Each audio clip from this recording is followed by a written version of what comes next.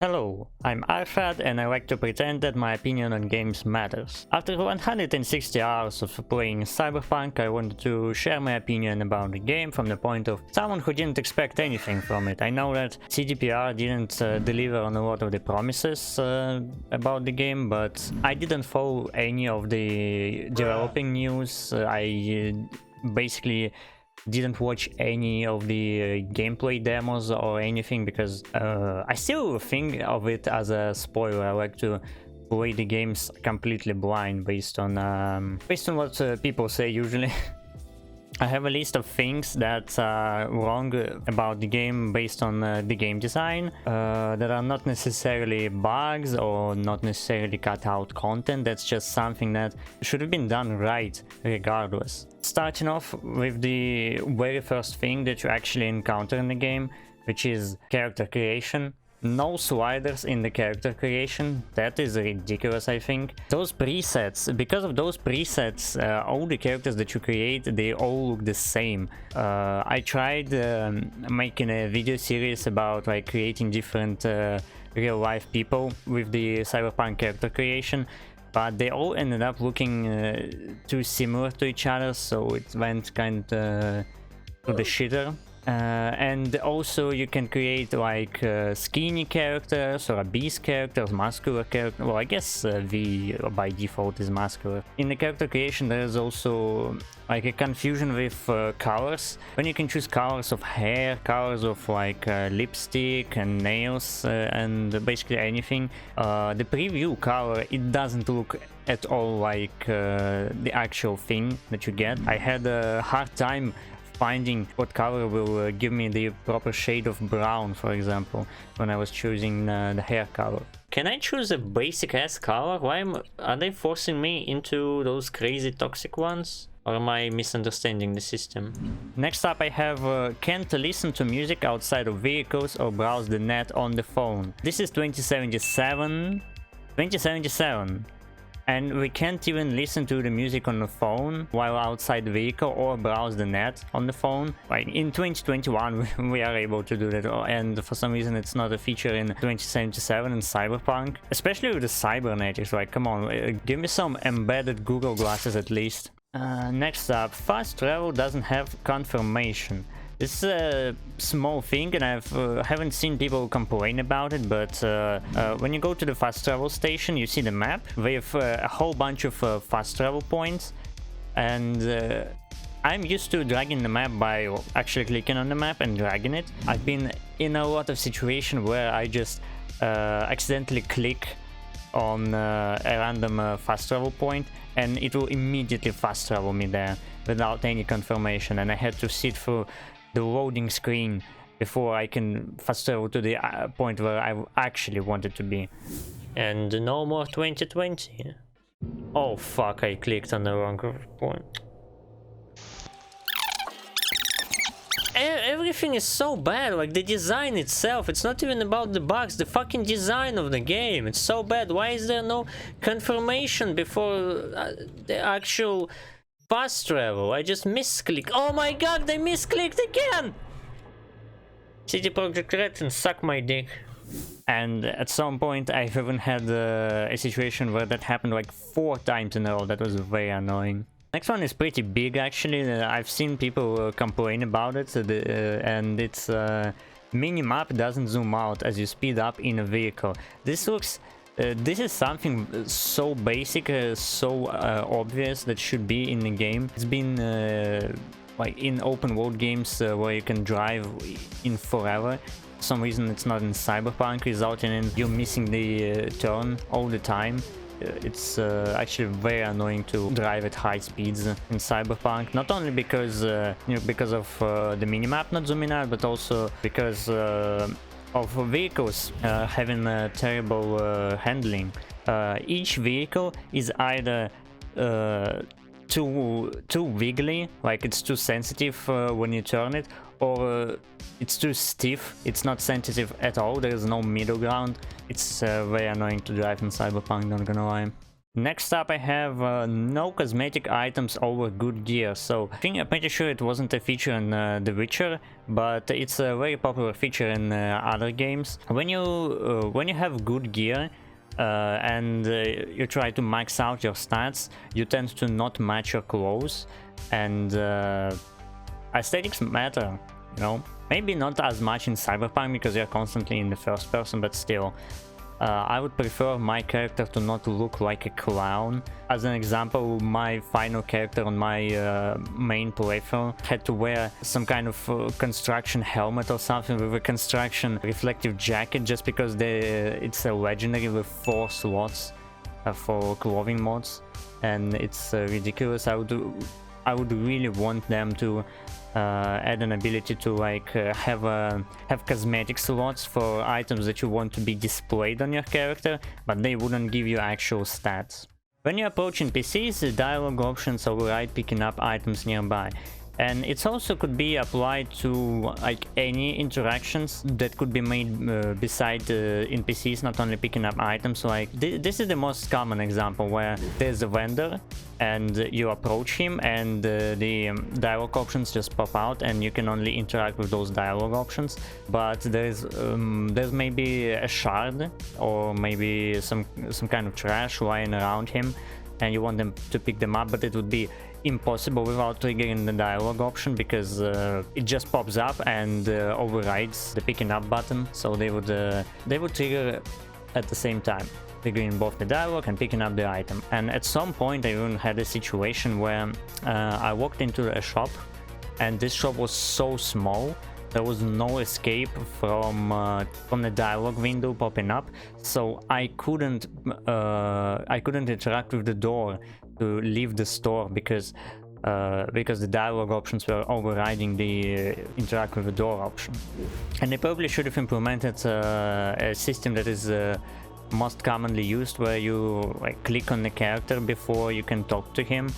And that would also be beneficial for seeing your character actually in third person and admiring it, because in the game there's in total like a minute and a half at best of your character being in third person, which sucks. Each car mission is a separate mission, and there's no way to remove them from the map.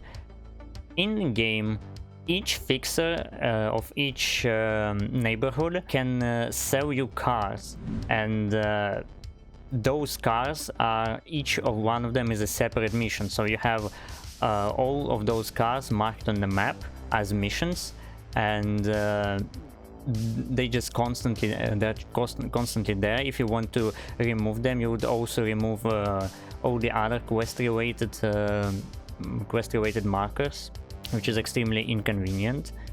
They could have at least separated them into like buying cars in this neighborhood, buying cars in that neighborhood, but no, there is I'm not sure how many cars are there. I didn't actually count them and didn't research that, but I would say that there is maybe 20 cars you can buy, maybe 25 different cars, and each one of them is a separate icon on the map that is constantly in your eyes, and it's also very annoying. I would like to remove them just for the sake of completion.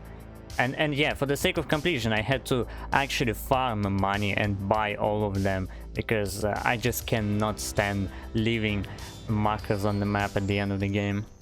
This will probably be a big one. The story feels too short and predictable.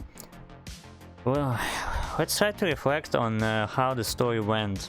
I think what they did with the game is Keanu Reeves agreed, or maybe said that he would like to participate in development of Cyberpunk, and CD Projekt Red of course wanted to include Keanu in the game because he's such a big meme person.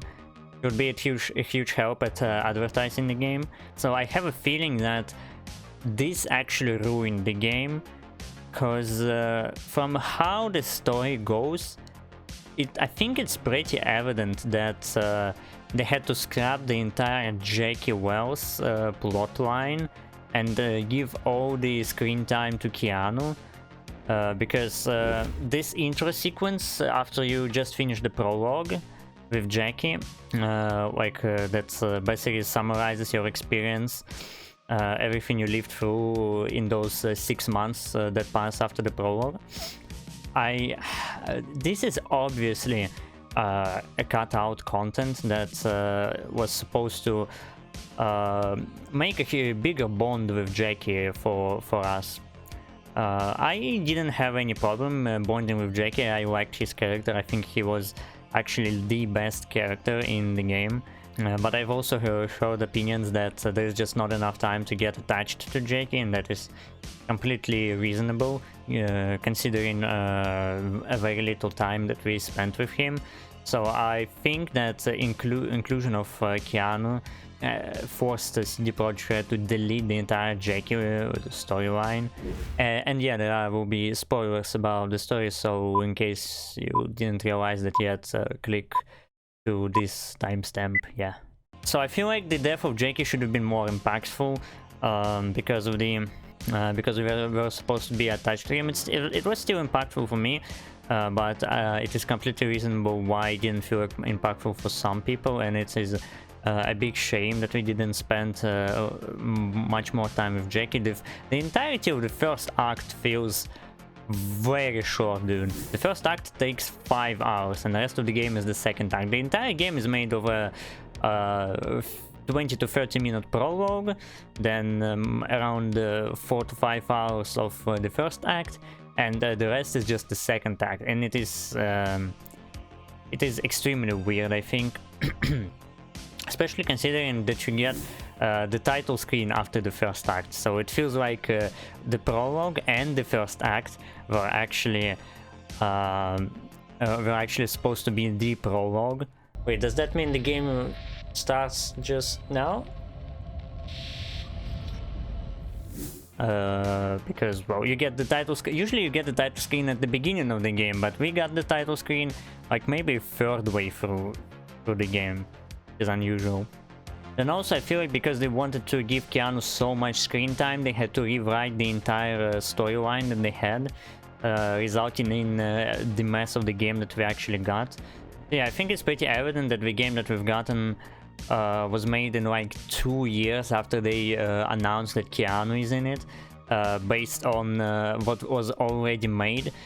So I think that everything that they've been showcasing before they announced Keanu was actually well, somewhat of a ready game, somewhat of a good game, but because they had to rewrite the entire storyline to favor Keanu's screen time, they had to just rewrite too much, spend too much time on it, cut out too much content because of it.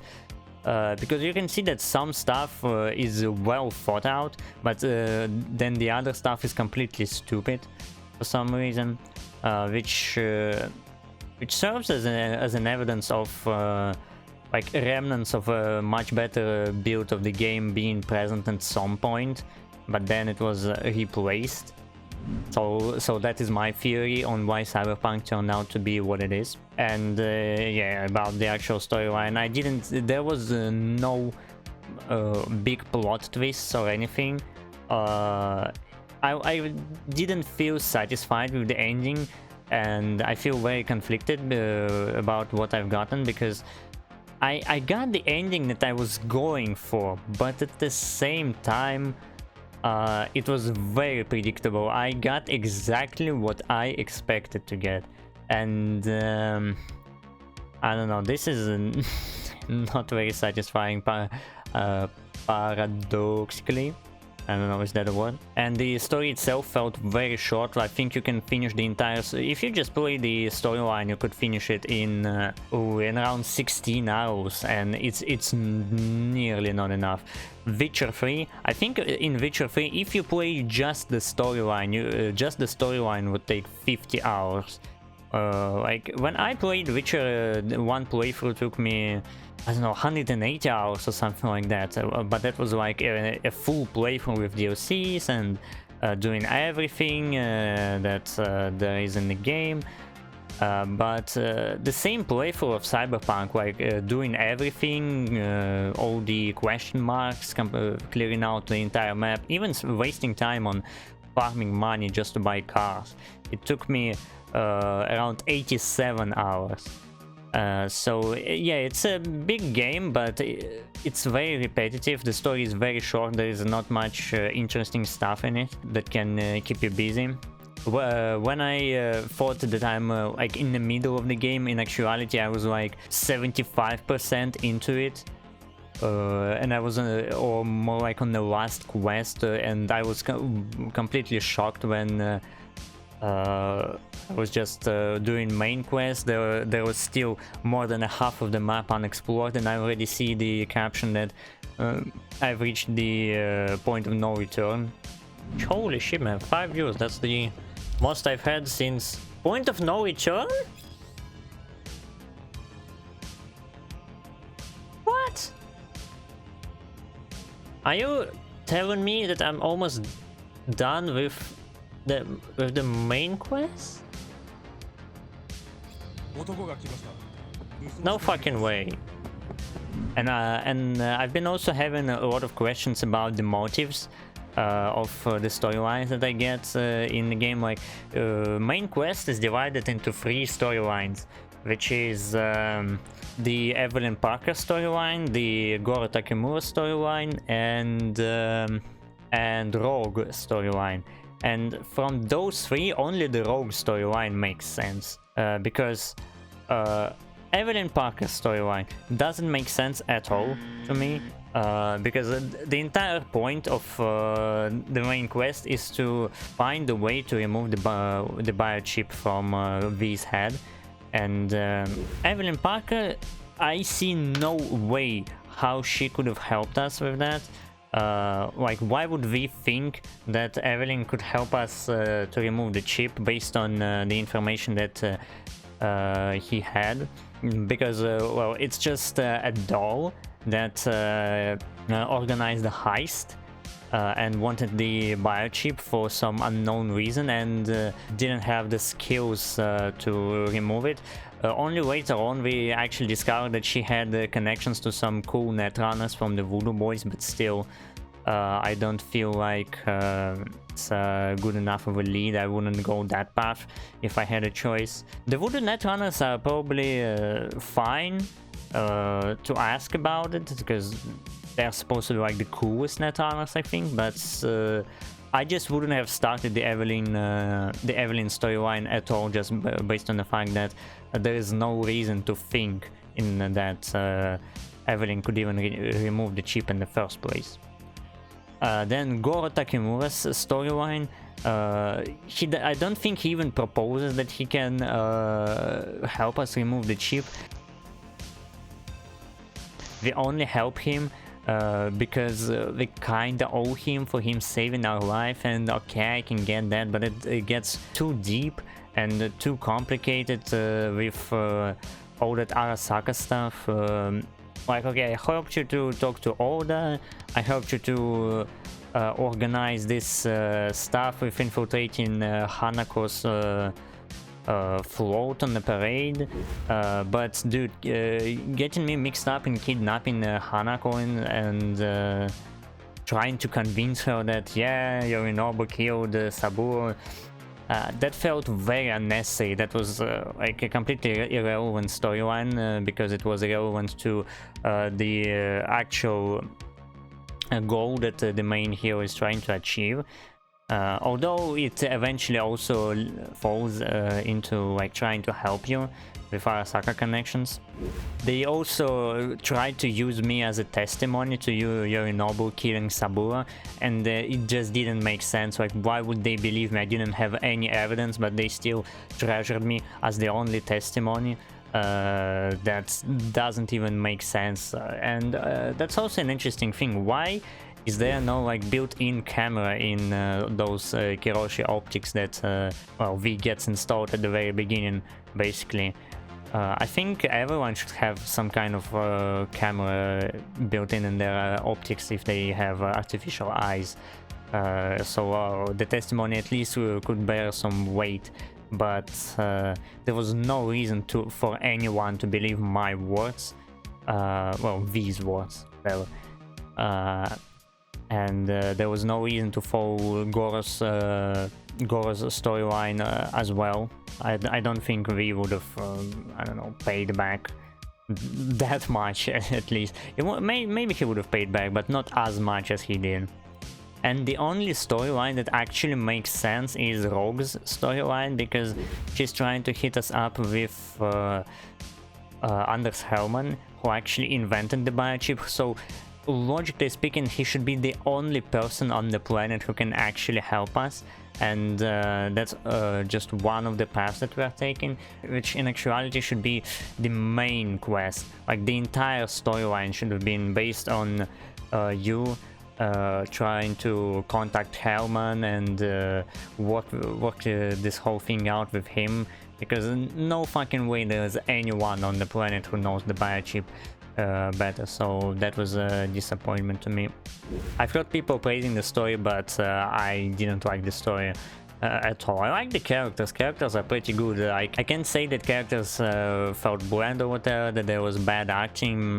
The story, the setting, and how it all went down just didn't make much sense to me, and was disappointing. Now, next, minor inconvenience. There is only 2 prostitutes on the map. Oh, actually there's 4 prostitutes. You can unlock 2 more if you follow Kerry Eurodyne's quest line, but still this is nearly not enough. I feel like there's much more options for that even in The Witcher, which is set in sort of fantasy medieval times. But Cyberpunk has that over-sexualized aesthetic of corporates advertising with literal asses, and yeah, that's pretty cool. But there's only 2 prostitutes on the map, not much choice at all. We have the brothels are legal in this world, and you still only have 2 prostitutes. Not that it's something major, but it just doesn't make sense in the setting of the game. I feel like there should be more diversity in that case. Another thing, I think it was actually promised. I'm not sure if it was promised, but I expected it just based on how the Cyberware system works. So no visual changes on the character with Cyberware. If you change anything in your character, like you can apply different skin, you can apply circulatory system stuff, different bones, skeleton, different legs, arms, optics, so you can apply a lot of this stuff to your character. But the only thing that actually visually changes is your arms when you change them to a melee weapon, and your hands themselves when you change like a smart link or whatever the hand mode is. So that was a lackluster on that point.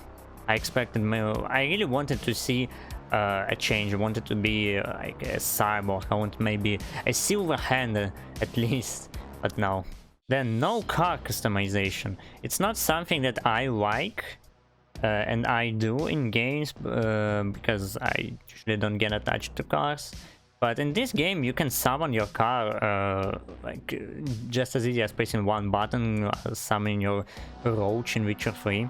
If you can use the car permanently and it just gets fixed automatically every time, you don't have to worry about buying a new car if it gets destroyed. There really should have been customization for the cars, especially considering that you can find a multitude of customized cars on the streets, but you can't customize them yourself, can't change color, can't attach like different pieces, modify the cars in any way, which is also disappointing and something that really should be in an open world game where you can drive. Then no attribute reset.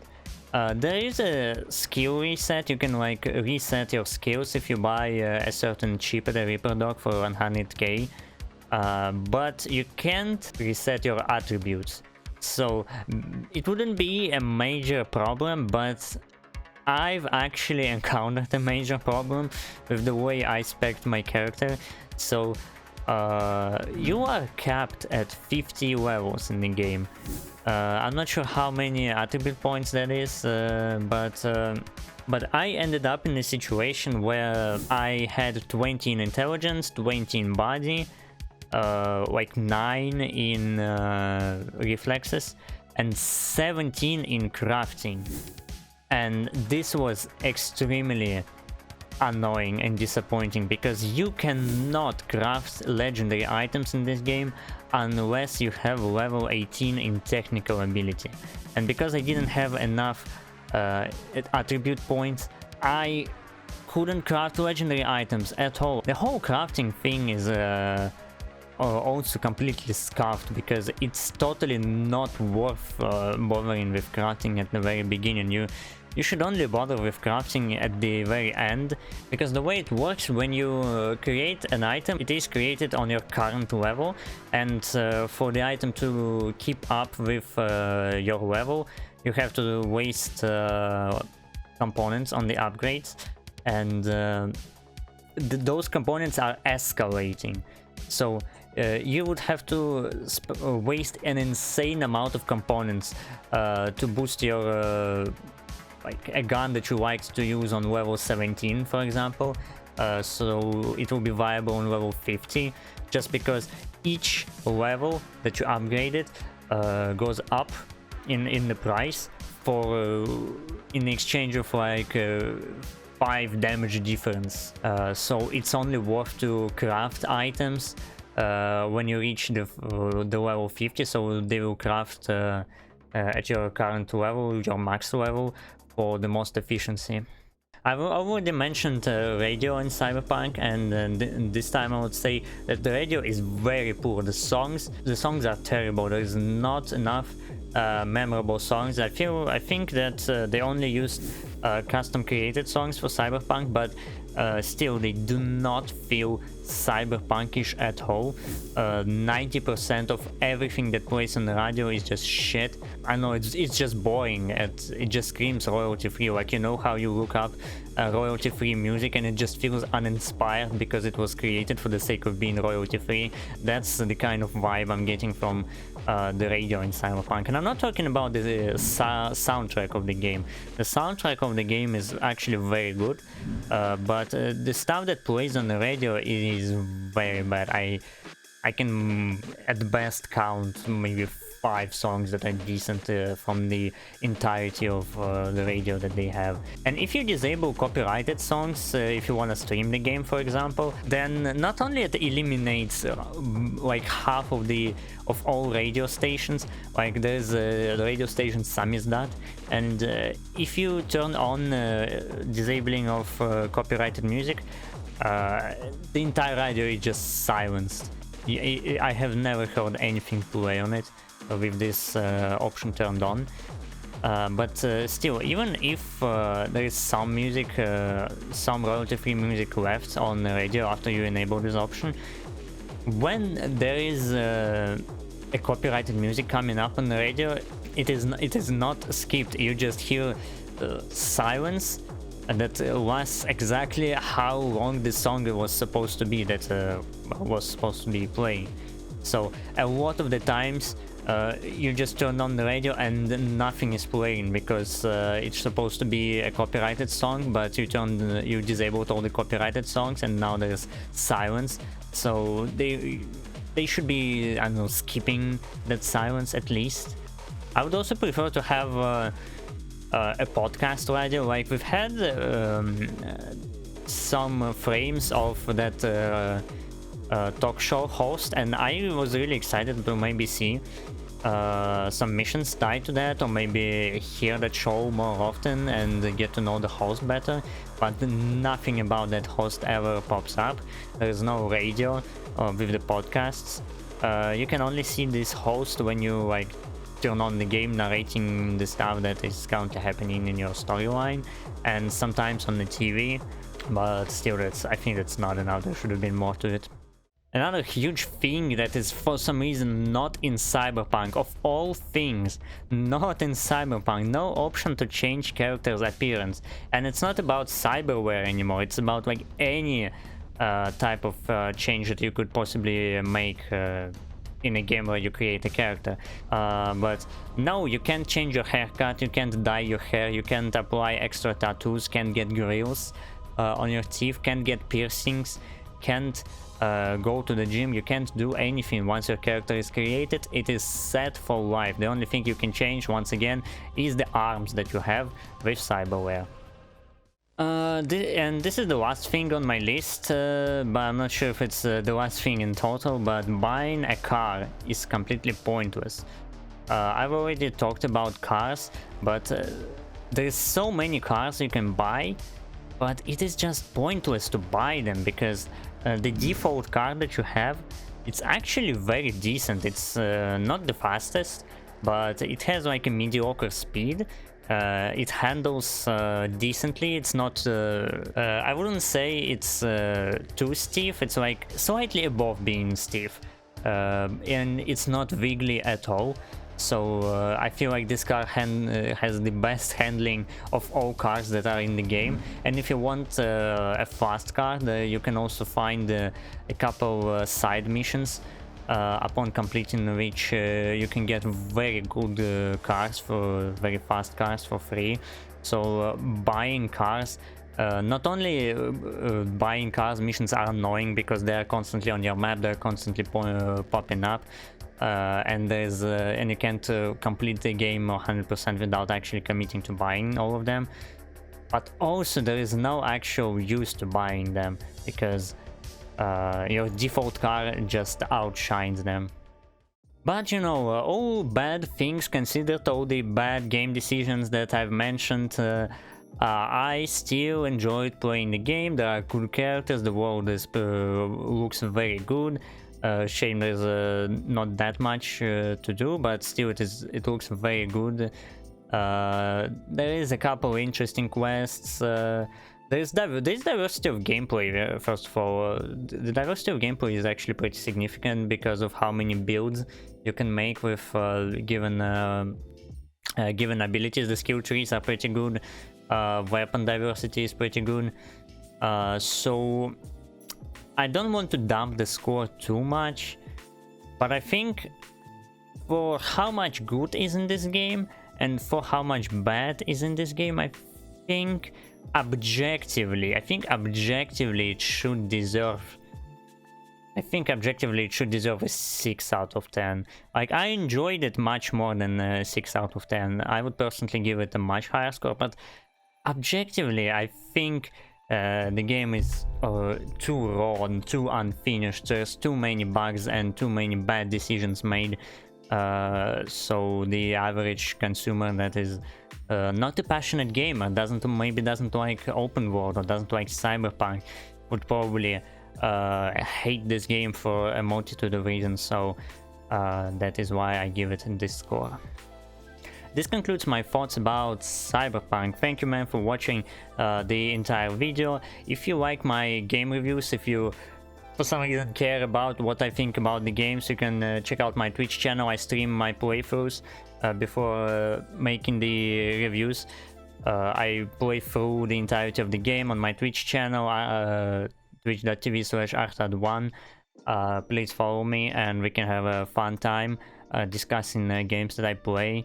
And also check out my other content. I have this video that you might possibly like. It's a video about Helltaker. Yeah, it's a fun video. Thank you for watching. I'll see you in the next one. Bye bye.